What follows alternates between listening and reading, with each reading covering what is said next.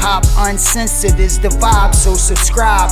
Oh God, driving Sam and riding passenger side, and you heard it out the mouth of the greatest. Since then, there's been certain issues that popped up recently, but it has been for the majority piece up until I'd say like the last month, where a lot of gang stuff started popping back up, but we have been doing our best to maintain that peace ever since. Speaking of that, he's another brother who was influential in that, just changing the game out. Crenshaw and Slaughter. So I mean, Nipsey Hussle back there. You talk about what happened in 2016, and that was heavily influenced by hip hop. You got hip hop personalities in there constructing this movement, this powerful movement, which is so influential out here across the world. Nipsey was one of these people as well, who just started beginning to blossom and show that effective personality that he had that was cultivating the world. And he passed away. There was a lot of talks about him working with Los Angeles Police Department in a way to kind of create peace as well. And then the historic past between him and the Los Angeles Police Department, where they didn't really get along too well. A lot of people even speculate that they have something to do with his murder. Can you talk about that? Nipsey's influence in Crenshaw and Slauson, his relationship with LAPD, the best of your knowledge? Absolutely. I'll say, first of all, may Allah be pleased with our brother Ermias Ascadom. His, it's his Eritrean name, it's his family given name, also known as Nipsey Hussle. The brother was very intelligent. Some people get it now, but a lot of people don't understand how intelligent the brother was when he was making his moves. He would reach out to Minister Abdul Malik Saeed Muhammad, Minister Tony Muhammad, at least twice a year for counsel. So he received counseling from the Nation of Islam at least twice a year. He would do it like every 5 or 6 months, just to reach out, just to kind of get updates, see how he's moving, any advice. We secured Nipsey. We would secure him. I personally secured Nipsey Hussle at a certain point. I'll say there are 2 different events where I was directly on him, where I secured him. One of them was the Carl Kanai pop-up shop event right off of Fairfax, I think, down that area. And he was a beautiful brother. He had so much intelligence. He had so many moves that he wanted to make for the hood, and he was making moves piece by piece. He created what's called Vector 90, the tech prep type of after-school program for children to learn coding and computer technology and things of that nature, and a lot more. He went to Amsterdam, to a city that is powered on nothing but Bitcoin, fully powered on Bitcoin. And he saw what that technology was doing there. He saw what that was doing, and he wanted to bring that to LA so that he could have all of his companies, his businesses, and everything that he had in the neighborhood powered on Bitcoin. This was back then. Now people are jumping on Bitcoin, but he was already on it back then. The brother went to different hoods, enemy hoods in particularly, and offered his life. He went by himself to multiple hoods, and he said, if you want to kill me, kill me. But he said, if not, then we got to end this right here. We got to bring some peace to the hood. He went to Mexican hoods and did this. Blood territories did this. Other Crip territories and did this. And he was offering himself as a Black man, as an African, as a young brother to increase the peace within the neighborhoods. He did his best to bring together the people who traditionally had arguments and were fighting. He studied Message to the Black Man. As a matter of fact, T.I. asked him what book would he suggest that he study first. He told him Message to the Black Man by Elijah Muhammad.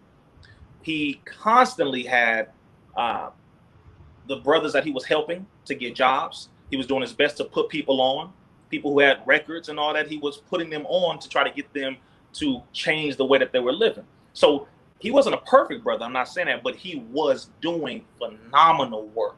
Phenomenal work. That's why he became more legendary, because of the work he was doing. It wasn't necessarily about the music. It was the work that was being done in the hood to transform the lives of brothers and sisters within the inner city. And I'll say also, I don't know all the facts when it surrounds his passing or his murder or anything like that. I don't know all the facts about that. But the LAPD, of course, did not like him. Just like the LAPD, they don't like us. We work with one another in the hood. When they see us in an area, they back off. See, so it's that level of respect right there. Like, okay, you see the brothers right here. All right, we're not. They got that. We're going somewhere else. That's how our relationship is with them. It's a respect thing. We don't necessarily trust you entirely, but we work with you because we live in the same city. This is our territory, but they respect us enough to allow us, or not allowed. They respect us enough to move when we are occupying an area to help our people, because we have different intentions when we're around the people. Y'all bring guns, we bring love. We don't have guns. Y'all bring guns, we bring the final call to educate our people. Or you'll see us with bean pies, which is actually a very nutritious thing. It's not a joke. People be laughing, but it's very nutritious. So it's to help with nutrition, right? So there are different intentions, but the LAPD, of course, as we know, has not been really a friend to the black man or the brown man out here. But we do our best, because they are the authority in that area, to work with them to increase the peace. And we have had successful maneuvers where they have done that, and we were able to work with them. I'll say on that point, when it comes to Nipsey's, I believe it was the procession or what happened after the funeral at the Staples Center. One, there was not one issue at the Staples Center. You're talking over 15,000 people from multiple hoods all throughout LA, Compton, Watts, Long Beach. And you mean to tell me, with all of these enemy hoods in the same building, under the same roof, sitting right next to each other, nothing goes down?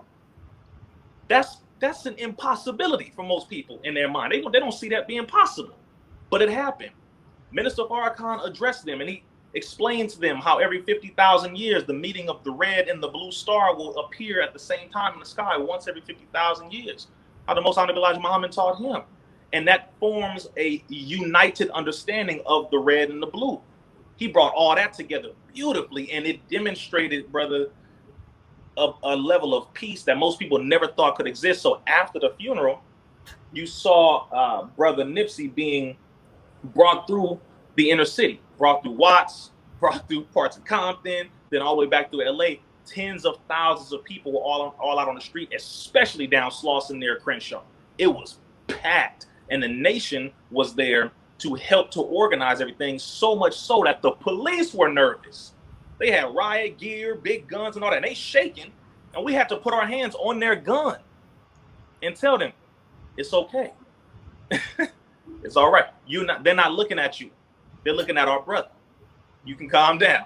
We had to calm them down to let them know it's okay. You can relax. And the people were showing so much love, man. I mean, people were just, it was so beautiful, man. And to know that I personally had a conversation with that brother to get his spirit, he told me straight to my face. He said, man, the nation always looked out for the hood. We love Minister Farrakhan. We love the brothers. The brothers are the only ones who always be in the hood, so we love y'all. He said, anytime I can look out for the brothers, I'm going to look out for y'all, because y'all always look out for us.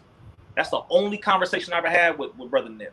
And that stuck with me because he demonstrated it in his action, and his love was shown, and it was seen by all the people from Slauson and Crenshaw all the way down Crenshaw, all the way down to the memorial or the actual funeral home that was right past Martin Luther King and Crenshaw. And I walked the whole way with the vehicle. I was right next to his vehicle, and the brothers, of course, were there. So I'm thankful, man, for everything the brother did. Much love to Sister Lauren, to all of the family, everybody who has been involved in this, his brother, all the brothers involved. There's a lot of good work that has been done in the hood and has been going on in the hood in the name of our brother and from our brother that a lot of people don't know about. Yeah, definitely appreciate that. Minister Farrakhan, speaking of Minister Farrakhan, over the years, he has got a lot of criticism. A lot of people see him a certain way. What do you think about all the people who, all the criticism surrounding, I should say, Mr. Louis Farrakhan?